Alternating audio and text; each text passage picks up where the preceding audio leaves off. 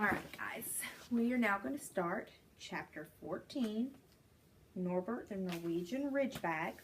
I've had to record this 2 times because my other iPad ran out of storage and I got interrupted by a guest, so hopefully the 3rd time will be a charm. Okay, remember we just met Snape and Quirrell in the Forbidden Forest and they were arguing about something. Let's read more. Quirrell, however, must have been braver than they thought. In the weeks that followed, he did seem to be getting paler and thinner, but it didn't look as though he'd cracked yet. Every time they passed the 3rd floor corridor, Harry, Ron, and Hermione would press their ears to the door to check that Fluffy was still growling inside. Snape was sweeping about in his usual bad temper, which surely meant that the stone was still safe. Whenever Harry passed Quirrell these days, he gave an encouraging sort of smile, and Ron had started telling people off for laughing at Quirrell's stutter. Hermione, however, had more on her mind than the Sorcerer's Stone. She had started drawing up revision timetables and color-coding all of her notes. Harry and Ron wouldn't have minded, but she kept nagging them to do the same. Hermione, the exams are ages away. 10 weeks, Hermione snapped. That's not ages, that's like a second to Nicholas Flamel. But we're not 600 years old, Ron reminded her. Anyway, what are you revising for? You know it all already. What am I revising for? Are you mad? You realize we need to pass these exams to get into the 2nd year. They're very important. I should have started studying a month ago. I don't know what's got into me. Unfortunately, the teachers seem to be thinking along the same lines as Hermione. They piled so much homework on them that the Easter holidays weren't nearly as much fun as the Christmas ones. It was hard to relax with Hermione next to you, reciting the 12 uses of dragon's blood or practicing wand movements. Moaning and yawning, Harry and Ron spent most of their free time in the library with her, trying to get through all their extra work. I'll never remember this, Ron burst out one afternoon, throwing down his quill and looking longingly out of the library's window. It was the first really fine day that they'd had in months. The sky was a clear forget-me-not blue, and there was a feeling in the air of summer coming. Harry, who was looking up Dittany in 1000 Magical Herbs and Fungi, didn't look up until he heard Ron say, "Hagrid, what are you doing in the library?" Hagrid shuffled into view, hiding something behind his back. He looked very out of place in his moleskin coat. "Just looking," he said in a shifty voice that got their interest at once. "And what are you on up to?" He looked very suspicious. "You're not looking for Nicholas Flamel, are you?" "Oh, we found out who he is ages ago," said Ron impressively. "And we know what that dog's guarding.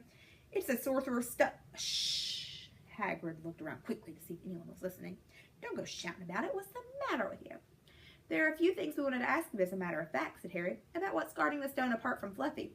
"Shh," Hagrid said again. "Listen, come and see me later. I'm not promising I'll tell you anything, mind, but don't go rabbiting about it in here. Students aren't supposed to know. They'll think I've told you."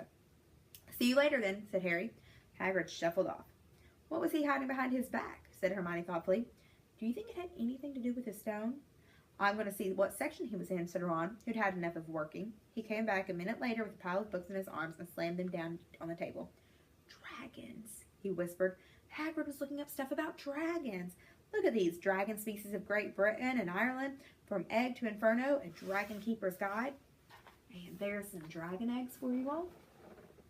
Let's see.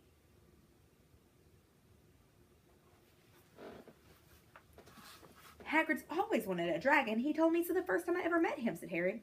"But it's against our law," said Ron. "Dragon breeding was outlawed by the Warlocks Convention of 1709. Everyone knows that. It's hard to stop muggles noticing us if we're keeping dragons in the back garden. Anyway, you can't tame the dragons. It's dangerous. You should see the burns on Charlie's got off, the wild ones in Romania." "Now, there aren't wild dragons in Britain," said Harry. "Of course there are," said Ron.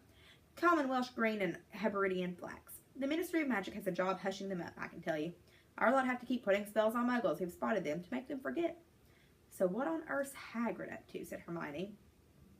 When they knocked on the door of the gamekeeper's hut an hour later, they were surprised to see that all the curtains were closed. Hagrid called, "Who is it?" before he let them in, and then shut the door quickly behind them. It was stifling hot inside. Even though it was such a warm day, there was a blazing fire in the grate. Hagrid made them tea and offered them stoked sandwiches, which they refused. "So, you wanted to ask me something?" "Yes," said Harry. There was no point beating around the bush. "We were wondering if you'd tell us what's guarding the Sorcerer's Stone apart from Fluffy." Hagrid frowned at him. "Of course I can't," he said. "Number 1, I don't know myself. Number 2, you know too much already, so I wouldn't tell you if I could. The stone's here for a good reason. It was almost stolen out of Gringotts. I suppose you worked that out and all. Beats me how you even know about Fluffy. Oh, come on, Hagrid. You might not want to tell us, but you do know. You know everything that goes on around here, said Hermione in a warm, flattering voice. Hagrid's beard twitched, and they could tell he was smiling. We only wondered who had done the guarding. Hermione went on. We wondered who Dumbledore had trusted enough to help him, apart from you. Hagrid's chest swelled at these last words. Harry and Ron beamed at Hermione. Well, I don't supposed to get hurt to tell you that. Let's see. He borrowed Fluffy from me. Then some of the teachers did enchantments. Professor Sprout, Professor Flitwick, Professor McGonagall. He ticked them off on his fingers. Professor Quirrell. Dumbledore himself did something, of course. Hang on, I've forgotten someone. Oh, yeah, Professor Snape. Snape? Yeah, you're not still on about that, are you? Look, Snape helped protect the stone. He's not about to steal it. Harry knew Ron and Hermione were thinking the same as he was. If Snape had been in on protecting the stone, it must have been easy to find out how the other teachers had guarded it. He probably knew everything, except, it seemed, Quirrell's spell and how to get past Fluffy. You're the only one who knows how to get past Fluffy, aren't you, Hagrid? Said Harry anxiously. And you wouldn't tell anyone, would you? Not even one of the teachers? Not a soul knows except me and Dumbledore, said Hagrid proudly. Well, that's something, Harry muttered to the others. Hagrid, can we have a window open? I'm boiling. Can't, Harry. Sorry, said Hagrid. Harry noticed him glance at the fire. Harry looked at it, too. Hagrid, what's that? But he already knew what it was. In the very heart of the fire, underneath the kettle, was a huge black egg. Ah, said Hagrid, fiddling nervously with his beard. Professor! Where did you get it, Hagrid? Said Ron, crouching over the fire to get a closer look at the egg. It must have cost you a fortune. Won it, said Hagrid. Last night, I was down in the village having a few drinks and got into a game of cards with a stranger. I think he was quite glad to get rid of it, to be honest. But what are you doing with it when it's hatched, said Hermione. Well, I've been doing some reading, said Hagrid, pulling a large book from under his pillow. Got this out of the library. Dragon breeding for pleasure and profit. It's a bit out of date, of course, but it's all in here. Keep the egg in the fire because their mothers breathe on them, see? And when it hatches, feed it on a bucket of brandy mixed with chicken blood every half hour. And see here, how to recognize different eggs? What I got there, Norwegian Ridgeback.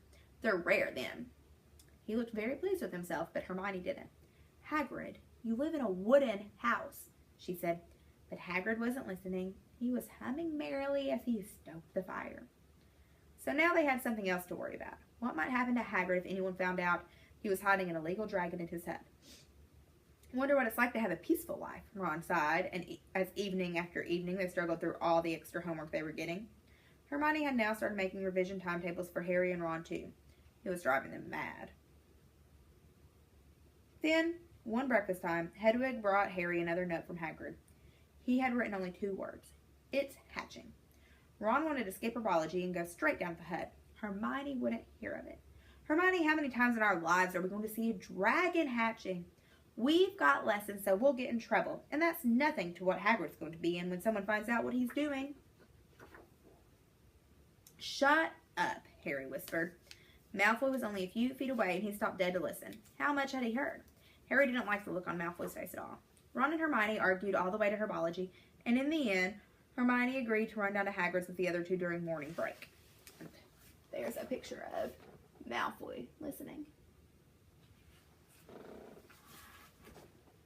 When the bell sounded from the castle at the end of their lesson, the 3 of them dropped their trowels at once and hurried through the grounds to the edge of the forest. Hagrid greeted them, looking flushed and excited. It's nearly out. He ushered them inside. The egg was lying on the table. There were deep cracks in it. Something was moving inside. A funny clicking noise was coming from it. They all drew their chairs up to the table and watched with bated breath. All at once there was a scraping noise and the egg split open. The baby dragon flopped onto the table. It wasn't exactly pretty. Harry thought it looked like a crumpled black umbrella. Its spiny wings were huge compared to its skinny jet body, and it had a long snout with wide nostrils, stubs of horns, and bulging orange eyes. It sneezed. A couple of sparks flew out of its snout. Isn't he beautiful? Hagrid murmured. He reached out a hand to stroke the dragon's head. It snapped at his fingers, showing pointed fangs. Bless him, look, he knows his mommy, said Hagrid.